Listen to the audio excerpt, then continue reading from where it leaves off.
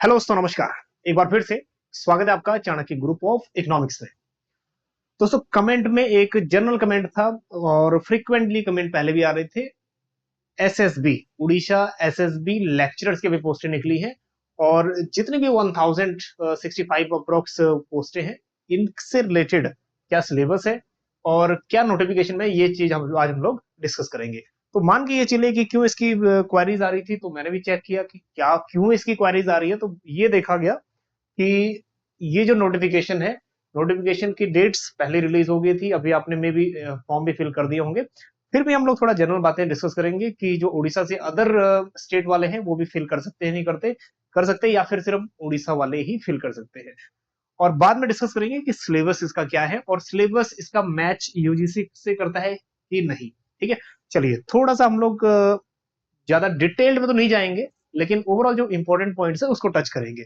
तो सबसे पहले जो स्टेट सिलेक्शन बोर्ड एसएसबी जिसको हम बोलते हैं, higher education department government of Orissa, इसमें एडवर्टीजमेंट नंबर है ये 02/2023 का। इससे पहले जो एडवर्टीजमेंट आया था आप लोगों ने देखा होगा, पीजीटी की एग्जाम्स अभी रिसेंटली अभी हुए थे। चलिए उसके बाद in non government aided colleges lecturers, अगर हम बात करें, जो असिस्टेंट प्रोफेसर है इक्वलेंट है, ठीक है, असिस्टेंट प्रोफेसर। और लेवल इसका क्या है, 10। तो लेवल 10, और लेवल 10 में ही अब लोग पे मैट्रिक्स भी एक बार देख लो कि पे आपकी कहां से लेके कहां तक वेरी करेगी। 44,900 बेसिक टू 1,42,400 तक। अब आगे बात करते हैं, इंपॉर्टेंट डेट्स देख लो। Opening date of time online portals 11/9 से शुरू हो चुका है और लास्ट डेट है 13 अक्टूबर। ठीक है, आगे मूव करते हैं, जो इंपॉर्टेंट चीज है उसी को डिस्कस करते हैं सीधा। अब आ जाते हैं वैकेंसीज पे। क्लियर कट हम लोग सीधा इकोनॉमिक्स की वैकेंसी को डिस्कस करते हैं। इकोनॉमिक्स में हमारी 146 टोटल सीट्स है और उसमें भी एसटी की 22, एसटी वुमेन की जो रिजर्व है 11, एससी 16, वुमेन के लिए रिजर्व है 8, और एससी बीसी 4, और दैट इज 11, और ये नहीं, 11 और रिजर्व है वुमेन के लिए 5। और वहीं अगर हम बात करें अनरिजर्व की 49 सीटें हैं, उसमें भी जो 24 है वो रिजर्व है वुमेन के लिए। चलिए, तो ये है पूरा हमारा सिनेरियो पोस्ट का। तो पोस्टें तो अगर हम बात करें तो ठीक ठाक है। 146 में से आपको कितनी पोस्ट चाहिए? आपको तो एक पोस्ट चाहिए, और एक पोस्ट के लिए अगर आप पहले से तैयारी कर रहे हो, चाहे पीजीटी की है चाहे यूजीसी नेट की है, फिर आप एक स्टेप आगे हो बाकी कैंडिडेट से। ठीक है, और अगर आप नहीं तैयारी कर रहे थे, एक बार तैयारी अपनी अभी भी शुरू कर दीजिए। अगर हम बात करें नवंबर लास्ट में या दिसंबर तक एग्जाम हो सकता है। और नेक्स्ट ईयर इलेक्शन भी है, तो नेक्स्ट ज्यादा लंबा एग्जाम नहीं जाएगा। और अगर हम बात करें दिसंबर फर्स्ट वीक या नवंबर लास्ट तक एग्जाम होने के चांसेस हो सकते हैं, क्योंकि जो कमेंट्स आ रहे थे वो यही थे कि नवंबर में एग्जाम है। अब बहुत सारी क्वेरीज आपकी आ रही थी उड़ीसा जो स्टूडेंट थे उनकी, कि बैचेस में, देखो अभी जो बैचेस चल रहे हैं ना यूजीसी नेट के चल रहे हैं, तो अगर आपको एनरोल भी होना है तो यूजीसी का मिड पॉइंट हो जाएगा अभी। और अभी अगर न्यू बैच अगर हम क्रिएट करें स्पेशली एसएसबी के लिए, लेक्चरशिप के लिए, तो अगर हमारे पास एटलीस्ट 25 to 30 स्टूडेंट भी होता है तो हम लोग नया बैच शुरू करेंगे और विद इन मंथ हम लोग पूरा सिलेबस कंप्लीट कर देंगे। टोटल जो सिलेबस है हमारा वो कंप्लीट कर देंगे हम एसएसबी, जो सिलेबस हम आगे डिस्कस करने वाले हैं। ठीक है, अगर हमारे पास 25 to 30 स्टूडेंट भी होते हैं विलिंग, तो आप नीचे मैसेज कमेंट आपके पास ओपन है, या फिर जो नंबर दिया हुआ है उस पर भी आप नीचे डिस्क्रिप्शन में नंबर लेके, ठीक है, कांटेक्ट कर सकते हैं या फिर क्वेरी अपनी पूछ सकते हैं। आगे बढ़ते हैं। नहीं तो जो इंपॉर्टेंट चीजें हैं हम लोग थोड़ा यूट्यूब पे जनरल सी बातें तो डिस्कस करते ही रहेंगे। चलिए आगे देखते हैं, जो इंपॉर्टेंट चीज है एज लिमिट देख लो। एज लिमिट भी ठीक है, 21 से 42 है मैक्सिमम। और एस सी एस टी जो कैटेगरीज हैं उसमें कुछ रिलैक्सेशन आपको होगा वुमेन के लिए, वो आप एक बार देख लीजिएगा। लेकिन 42 एज तो हमारे जितने भी मैक्सिमम है ना, ये 42 के अंदर ही आ जाती है। फिर भी एज रिलैक्सेशन ठीक है, अच्छा खासा एज रिलैक्सेशन भी है एस सी एस टी और वुमेन वगैरह कैटेगरी के लिए। एजुकेशनल क्वालिफिकेशन देखिए, एटलीस्ट जो नेट की एलिजिबिलिटी है ना, बस वही 55% एटलीस्ट होना चाहिए जो अनरिजर्व है। और अगर कैटेगरी है तो 50% मार्क्स, ठीक है, मास्टर डिग्री में होने चाहिए। अब एक और देख लो सिलेक्शन का प्रोसेस। अब इसमें एक कैरियर असेसमेंट मार्क्स है 25। अगर पीएचडी आपकी है तो कैरियर असेसमेंट मार्क्स 25 मैक्सिमम है, पीएचडी के 25। अगर नेट जीआरएफ सेट वगैरह एमफिल वगैरह है और तो आपको 10 मार्क्स मिल जाएंगे। मैक्सिमम कितने मिल सकते हैं? 25। और पीएचडी अगर जिसकी है तो 25 और प्लस हो, ठीक है, 25 आपको डायरेक्ट मिल जाएगा। अब उसके बाद टोटल ये देखते हैं हम लोग, total career assessment 25 marks, return है 150, मल्टीपल चॉइस क्वेश्चन ही रहने वाले हैं, और 150 और 150 मार्क्स, 100 क्वेश्चन है, ये बात ध्यान में रखिएगा, 100 क्वेश्चन। और आपका जो इंटरव्यू है 25 मार्क्स का। तो अगर जिसके पास पीएचडी है ना, उसके पास प्लस पॉइंट ये है कि आप लोग बाकियों से आगे हो। चलिए आगे देखते हैं। और अगर नेट जेआरएफ वगैरह है तो फिर 10 नंबर मिलेंगे, तब भी आप बूस्ट अप करोगे। ठीक है, ये थी क्वालिफिकेशन जो इंपॉर्टेंट थी। और उसके बाद अब ये पॉइंट आता है कि जो अदर स्टेट वाले हैं, क्या उनके लिए सुटेबल रहेगा कि नहीं। आपके लिए बिल्कुल सुटेबल रहेगा, लेकिन हाँ, जैसे पंजाब में लेक्चरर्स की पोस्टें आती हैं, तो पंजाब में क्या है, 10th में पंजाबी होनी बहुत जरूरी है। ठीक है, अब इसमें भी सेम, इसमें एलिजिबिलिटी क्राइटेरिया उन्होंने रख दिया है। पहली बात तो यह कि इंडिया इंडिया का सिटीजन हो, हम सभी इंडिया के सिटीजन हैं, इसमें कोई इसमें इससे बाहर नहीं होगा। Next, the candidate should be able to speak, read and write Orissa language. Odia language जो है ना, वो बोलना, ठीक है, लिखना, ये आना चाहिए उसको, और रीड भी कर पाता हो। अब ये देखो, ये 4 कंडीशन है ना, अब इस कंडीशन में जो उड़ीसा से बाहर के हैं, उनके पास शायद ये एलिजिबिलिटी नहीं होगी। Number 1, pass middle school examination. Middle school examination जो है वो उड़िया लैंग्वेज होनी चाहिए उसमें। दूसरा, पास्ट मेट्रिकुलेशन जो आपका होता है, equivalent examination with Odia as a medium of examination, क्या होना चाहिए, उड़िया। ठीक है, next, past in Odia as a language subject in the final examination of 7th and above, क्या होना चाहिए, उड़िया होना चाहिए, मीडियम ऑफ इंस्ट्रक्शन कह लो या फिर लैंग्वेज कह लो वो। ठीक है, pass test in Odia in a middle English school standard conducted by the school and mass education department. कहने का मतलब ये है कि बस उड़िया लैंग्वेज में, ठीक है, एजुकेशन हो, मैट्रिक में हो गया, चाहे वो 7th ऑनवर्ड जो क्लासेस है उसमें। अब यहाँ पे एक फाउंडेशन बन गई अदर स्टेट वालों के लिए। ठीक, और जितने भी उड़ीसा वाले हैं या साथ में नेबरिंग स्टेट वाले हैं, मे भी आपकी उड़िया में लैंग्वेज में क्वालिफिकेशंस होगी। अगर ये क्वालिफिकेशंस है, फिर बढ़ते हैं आगे। तब आपके लिए ये जरूरी है कि सिलेबस क्या रहने वाला है। अब आगे चलते हैं सिलेबस की तरफ। सिलेबस ये बड़ा प्यारा सा सिलेबस है, लेकिन जो पीजीटी का सिलेबस है ना, जब थोड़ा सा एनालिसिस हमने किया, ये पीजीटी के सिलेबस से थोड़ा सा वास्ट है। हाँ जी, पीजीटी का सिलेबस क्या है ना, बहुत आसान आसान से क्वेश्चन आए थे पीजीटी में, लेकिन यहाँ पे गेम आसान रहने वाला नहीं है, गेम थोड़ा सा बढ़ेगा। और हाई लेवल का कंपटीशन है उड़ीसा में। पीछे भी पीजीटी में भी कंपटीशन था, यहाँ भी कंपटीशन रहने वाला है। सबसे पहले देखो, यूजीसी नेट की अगर आप तैयारी कर रहे हो, तो डेफिनेटली आप यूजीसी नेट के प्लस पॉइंट पे हो। आप दिसंबर में यूजीसी नेट है, और इसकी भी तैयारी साथ साथ हो जाएगी। देखो, ये जितना भी माइक्रो इकोनॉमिक्स आपको दिख रहा है, ये वाला पोर्शन, ठीक है, गेम थ्योरी यहाँ तक, ये सब माइक्रो इकोनॉमिक्स का जो पोर्शन है, ठीक है, ये सारा का सारा एज इट इज यूजीसी वाला है। ठीक है, यूजीसी की तैयारी कर रहे हो, बस यही पॉइंट आप उसमें भी करोगे, यही पॉइंट एज इट इज इसमें भी है ना, टोटल। नेक्स्ट आगे देखो, macro economics and national income. Macro economics UGC level का ही है, ज्यादा वास्ट लेवल नहीं है। पीजीटी में भी यही पॉइंट्स आपने किए होंगे मैक्रो इकोनॉमिक्स के, ठीक है, यहाँ भी ये पॉइंट्स है। और मैक्रो इकोनॉमिक्स यहाँ से भी डिटर्मिनेशन ऑफ नेशनल इनकम, ठीक है, एक पोर्शन हो गया ये, दूसरा हो गया ये। बीच वाला जो पोर्शन है, ये आपको मनी एंड बैंकिंग से मिल जाएगा, मनी एंड बैंकिंग। ठीक है, तो कहने का मतलब ये है, सारा टॉपिक यहाँ से वही है अभी तक जो यूजीसी नेट में है।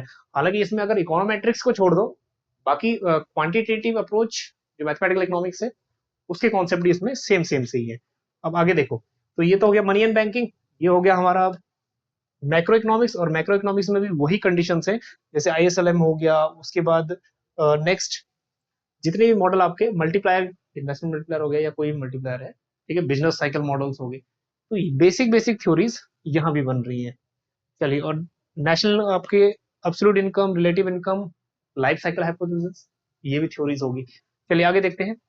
पब्लिक इकोनॉमिक्स देखिए, पब्लिक इकोनॉमिक्स और इंटरनेशनल ट्रेड।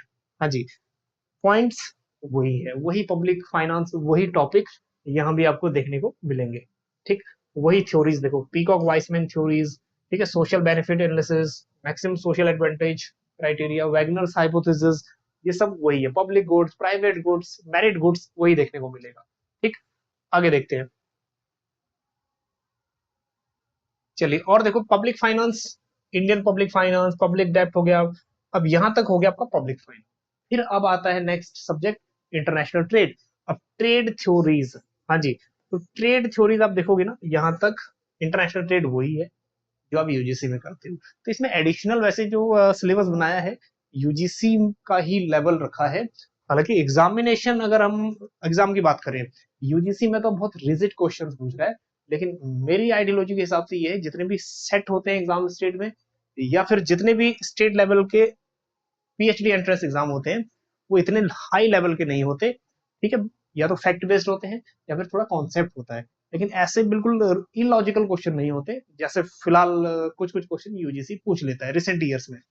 नेक्स्ट देखो, डेवलपमेंट एंड इन्वायरमेंटल इकोनॉमिक्स। अब ये डेवलपमेंट, ग्रोथ एंड डेवलपमेंट आ गया। ग्रोथ एंड डेवलपमेंट में भी सब थ्योरीज लगभग वही है, जैसे पीक्यूएलआई, एचडीआई, एचपीआई, ठीक है, एमडीपीआई, जीटीआई वगैरह, वही कॉन्सेप्ट है। और थ्योरीज ऑफ इकोनॉमिक ग्रोथ, यहाँ भी हम एक ही मॉडल पढ़ोगे, हेरोडोमर थ्योरी पढ़ोगे, बैलेंस ग्रोथ, अनबैलेंस ग्रोथ, है ना, हिर्चमैन, ये सब थ्योरीज वही है, कॉमन थ्योरीज है। नेक्स्ट, पॉवर्टी इनइक्वालिटी, इसमें हम गिनी कोएफिशिएंट पढ़ेंगे, लॉरेंज कर्व पढ़ेंगे, वही सब चीजें बार बार, यू हाइपोथेसिस, कोऑर्डिनेट्स, ये सब वही चीजें रिपीट जो हम यूजीसी में करते हैं। नेक्स्ट, इंस्टीट्यूशनल इकोनॉमिक डेवलपमेंट, ये सब चीजें, role of institution and economic development वगैरह आ गया, मतलब economic development and growth LDCs में, मतलब लेस डेवलप्ड कंट्रीज में, डेवलपिंग कंट्रीज में वगैरह। नेक्स्ट है फाइनेंसिंग इकोनॉमिक डेवलपमेंट। अब ये भी जो कुछ कुछ टॉपिक ऐसे हैं जो यूजीसी में हालांकि मेंशन नहीं किए गए, ठीक, वो भी इसमें, जैसे ये वाला पॉइंट है फाइनेंशियल इकोनॉमिक डेवलपमेंट, अब कुछ कुछ पॉइंट यूजीसी में भी ऐड नहीं किए गए, लेकिन हाँ यहाँ किए हैं ऐड, ठीक है, ये वाले पॉइंट जैसे है। नेक्स्ट, इंटरनेशनल ट्रेड देखते हैं, ग्लोबलाइजेशन, ठीक है, इकोनॉमी। अब इसमें इंटरनेशनल ट्रेड तो वैसे ऑलरेडी हम कर चुके हैं, आगे ये वाला पोर्शन देख लेते हैं, economy and environment. Environmental economics सुना है ना यूजीसी में, बस वही टॉपिक है, हेडोनिक प्राइस थ्योरी, है ना वो। अब यही प्राइस, यही थ्योरीज यहाँ भी हमारे हमें देखने को मिलेगी। इन्वायरमेंट इकोनॉमी इंटरेक्शंस हो गया, सस्टेनेबल डेवलपमेंट हो गया, इस टाइप के क्वेश्चंस आपको, ठीक है। Economic pollution and climate change, valuation and valuation of environmental damage, valuation method वगैरह, ठीक है, कंटिंजेंट वैल्यूएशन मेथड जिसको हम बोलते हैं।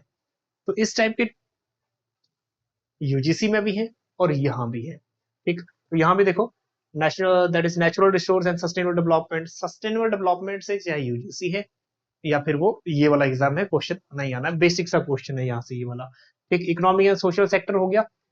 अब कुछ कुछ पॉइंट ऐसे हैं जो यूजीसी से भी बाहर से इसमें ऐड किए गए हैं। अगर आप मास्टर लेवल की आपने अगर पढ़ा है ना, ये सोशल आपका इकोनॉमिक डेवलपमेंट, बस वहीं से बन जाएगा।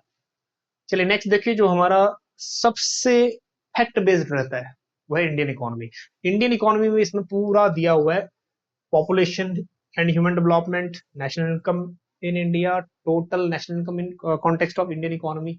अगर हम बात करें economic planning, Indian agriculture, industry, service sector, external sector, economic and social infrastructure, मतलब सभी टॉपिक इसमें ऐड है जो इंडियन इकोनॉमी की बुक में है। हालांकि बहुत कॉम्प्लिकेटेड है ये, ठीक है, कम समय में आप सिलेबस कंप्लीट कर पाओ, लेकिन हाँ, अगर आप यूजीसी की तैयारी कर रहे हो तो मान के ये चलो कि आप बाकी कैंडिडेट से आगे हो, यूजीसी की या फिर किसी और एग्जाम की अच्छे से तैयारी कर रहे हो तो बाकी कैंडिडेट से आप आगे हो, ठीक। चलिए, फाइनेंशियल मार्केट इन इंडिया, अब ये भी सेबी वगैरह सब इंडियन इकोनॉमी का ही पार्ट है। इकोनॉमिक रिफॉर्म्स, ठीक है, एनईपी वगैरह। करंट चैलेंजेस, जितने भी करंट चैलेंजेस है, पॉवर्टी है, अनएम्प्लॉयमेंट है, ये सब आ गया। आगे देखो, नेक्स्ट यूनिट है हमारे पास क्वांटिटेटिव मेथड। तो सिलेबस ना कभी कम नहीं है, ये सिलेबस सिलेबस पहाड़ जैसा सिलेबस है, टाइम है बहुत कम। अब यहाँ भी देखिए, फंक्शंस एंड डिफरेंशिएशन हो गया, इंटीग्रेशंस हो गया, ऑप्टिमाइजेशंस, एंड फिर उसके बाद ये मैथमेटिकल इकोनॉमिक्स। उसके बाद नेक्स्ट आ गया हमारा मेजर्स ऑफ सेंट्रल टेंडेंसी, है ना, मीन मीडियन मोड वगैरह, ये आ गया। कोरिलेशन रिग्रेशन आ गया, प्रोबेबिलिटी हो गया। तो यहां से स्टैट में नंबर अच्छे ले पाना बहुत आसान है, ठीक है। क्वांटिटेटिव जो थ्योरीज है इनकी आपको थोड़ा सा प्रैक्टिस करनी पड़ेगी। और यहाँ अगर थोड़ा ध्यान दे दिए, स्टैटिस्टिक्स में छोटा एरिया है और नंबर आपके श्योर है कि वहां से रिपीटेशन फॉर्म में क्वेश्चन आएंगे, तो नंबर ज्यादा आएंगे। ज्यादा कहने का मतलब ये है कि क्वेश्चंस की प्रोबेबिलिटी ज्यादा है सही होने के। चलिए, तो प्रोबेबिलिटी थ्योरी होगी, सैम्पलिंग, हाइपोथेसिस टेस्टिंग, एस्टिमेशन वगैरह वही है जो हम किसमें करते हैं, यूजीसी नेट में। चलिए, तो टोटल आपने सिलेबस देखा होगा एसएसबी का टोटल, अगर आप यूजीसी नेट की तैयारी कर रहे हो, बार बार हम वही बात कर रहे हैं, और अगर आप डिफरेंट कॉम्पिटेटिव एग्जाम की तैयारी कर रहे हो, पीजीटी से थोड़ा ऊपर है और नेट लेवल का सिलेबस तो है, लेकिन अभी तक अगर हम बात करें पिछले एग्जाम्स की, कभी भी कोई स्टेट बोर्ड, चाहे वो एसलेट एग्जाम हो, चाहे वो कोई स्टेट गवर्नमेंट का कोई एग्जाम हो असिस्टेंट प्रोफेसर का, हाई लेवल नहीं रखता है ना। बहुत सारे क्वेश्चन, एक टिप देख लीजिए, बहुत सारे क्वेश्चन ऐसे होंगे जो लास्ट ईयर के यूजीसी नेट एग्जाम से लिए होंगे। ठीक, तो यूजीसी नेट की जो प्रीवियस ईयर है उनकी अच्छे से तैयारी कर लीजिए। चलिए, तो बाकी आपकी रिक्वेस्ट थी कि एसएसबी थोड़ा सा सिलेबस डिस्कस करिए कि ये यूजीसी से मैच करता है कि नहीं। तो ये एनालिसिस पूरा यही कहता है कि ये सिलेबस है मैच करता है आपके यूजीसी नेट से। ठीक है, हालांकि पीजीटी से मैच नहीं करवाएंगे क्योंकि पीजीटी थोड़ा सा लोअर लेवल है, इसका लेवल थोड़ा अपर है। ठीक है, चलिए, उम्मीद है कि आप समझ गए होंगे। मिलते हैं आपको नेक्स्ट किसी नेक्स्ट सेशन में, तब तक के लिए बने रहिएगा चाणक्य ग्रुप ऑफ इकोनॉमिक्स के साथ। Thank you so much.